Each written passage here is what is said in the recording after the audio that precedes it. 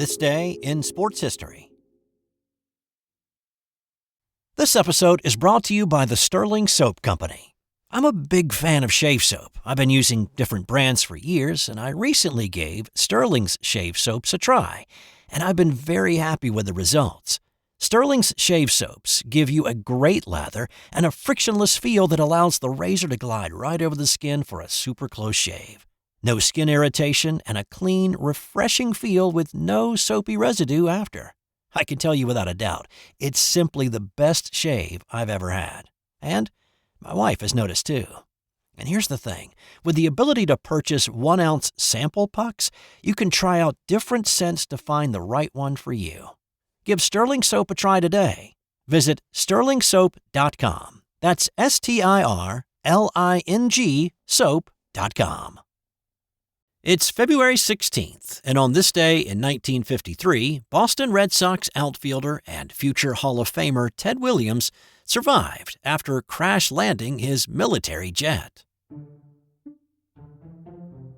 The U.S. military had been involved in the Korean War for about 2.5 years at this point, and Williams, a member of the Marine Reserves, had been activated in 1952. He was not overly happy about that, but once he had passed his physical, there wasn't much that he could really do about it.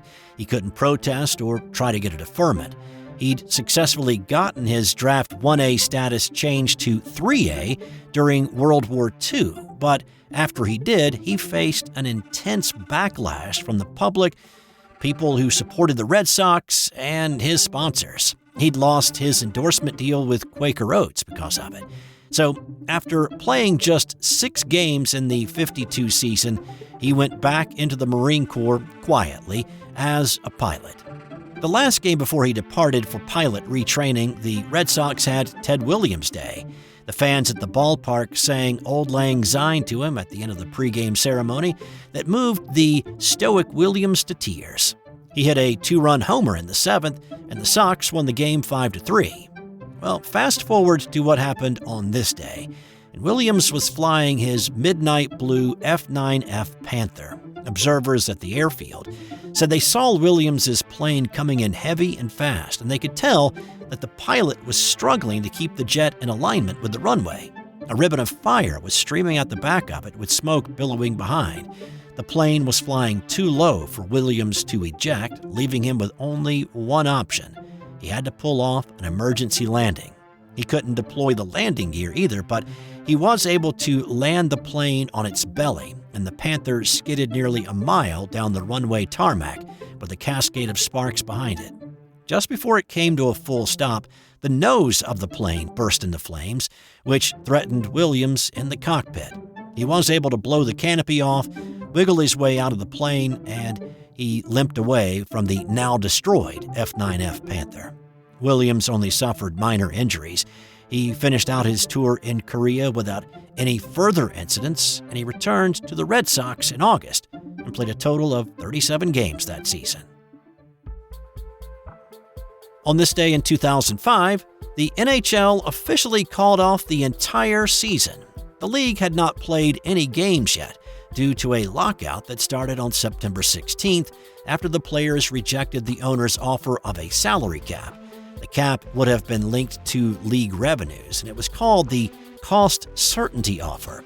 League owners maintained that they were spending about 3/4 of all their revenue on player salaries, which was a greater percentage than other professional sports leagues, and that the league had lost about $270 million in the 2002-2003 season.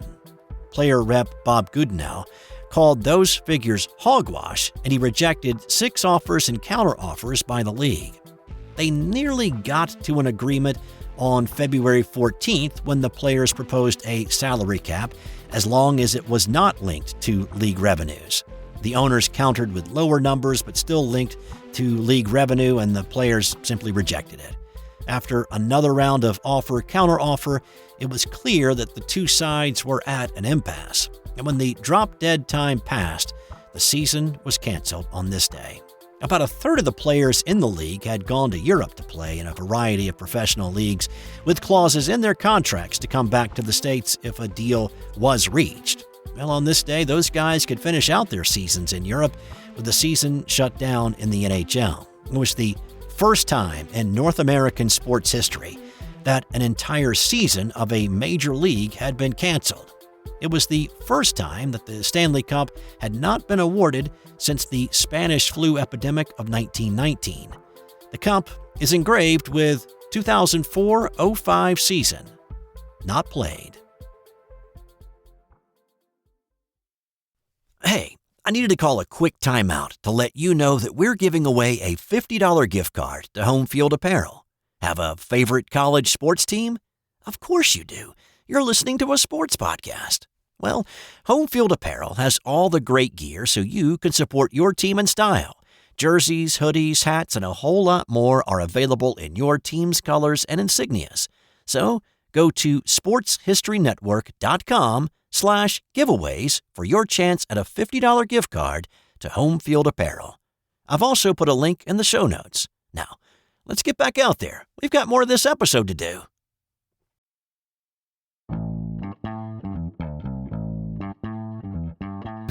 Just a year ago on this day, Jordan Spieth was disqualified from the Genesis Invitational for signing for an incorrect score on his scorecard.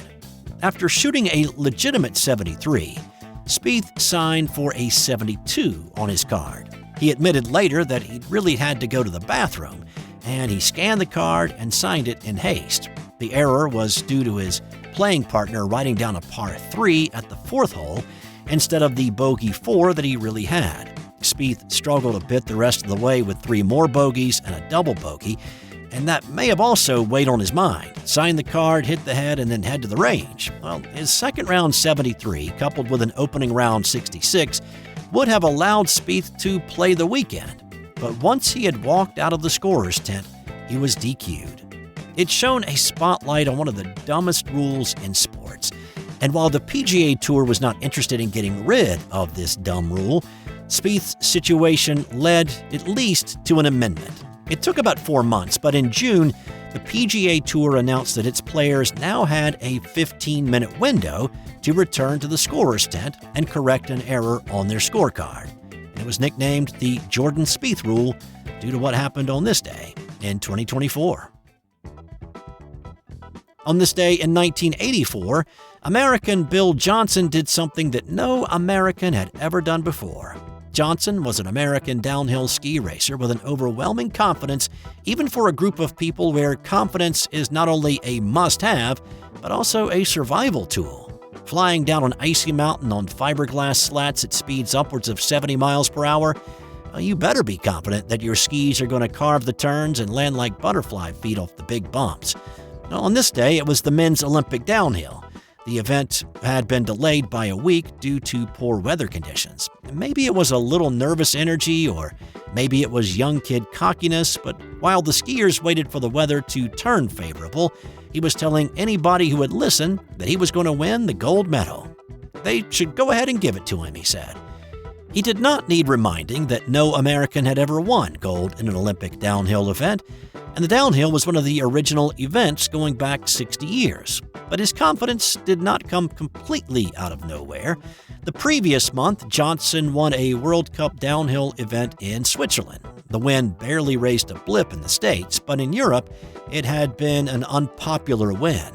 The Austrians, specifically Franz Klammer, who had won gold in the 1976 Olympic downhill, called Johnson the nose picker, and that they felt the kid was not seasoned enough to win in Sarajevo. He'd only been on the World Cup circuit a year and only had the one win. But here's the thing. Mountains are different. Courses on those mountains have certain characteristics, and depending on how the mountain is and the course on it set up, a downhiller's skills may fit one and not another. And so it was in Sarajevo. The course was perfect for Johnson's gliding style. The turns weren't super tight, and the descent was not as steep as others had been. In the starting gate, the time to beat had been set by Switzerland's Hermann Zurbriggen. The course was broken down into 2 parts. The top part was a little more technical. The bottom part was wide open, and these guys could fly. Through the top section, Johnson was running second, 19 hundredths of a second off the pace set by Zurbriggen. In the bottom section, Johnson was in his element, and he was able to stay in his tuck position for the majority of it. He crossed the line in 1 minute, 45.59 seconds, 46 hundredths of a second in front of Zurbriggen, an average of 65 miles per hour. After his run, he was satisfied he had done what he needed to do. You know, I've been running really well all week long, and all I had to do was be close in the midsection where I'd been having some trouble. And after I got through that part, I said, whoa, you know, I'm carrying some good speed, and I made it through that section. I don't think I lost much time. All I have to do is nail the bottom part, and I went for it on the bottom. But there were still more competitors to make the run down the 2-mile hill, and while others attempted to beat him, Johnson continued to confidently give interviews to the media as if he had already won the gold. And he wasn't wrong. 2 other skiers were faster than Zurbriggen, but nobody else was faster than Johnson on this day, as he became the first American downhiller to win gold at the Olympics. Sadly, things did not go well for Johnson in the years following. He had knee and back issues, which caused him to miss out on the 1988 Olympics. He retired in 1990, but attempted a comeback when he was 40. But a horrible accident in a warm-up race in 2001 put him in a coma for 3 weeks. After that, his health deteriorated. He died in 2016 in an assisted living facility at the age of 55. And time now for today's Nothing to Do with Sports fun fact. Italian moms give rinds of Parmigiano cheese to their teething babies. The good bacteria in the cheese consumes the cheese's lactose, so 26-month-old Parmigiano is safe for babies and the lactose intolerant.